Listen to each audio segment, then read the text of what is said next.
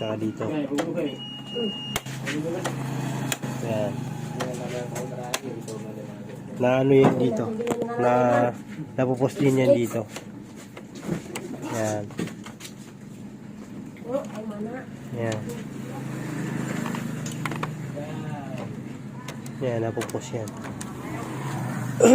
So, ang unit pala ng printer na to is L3210. Yan.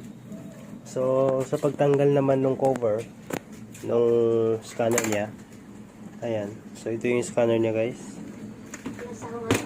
And meron itong tatlong cable sa tatlo. Para sa power, sa scanner, at saka hindi ko alam yung isa.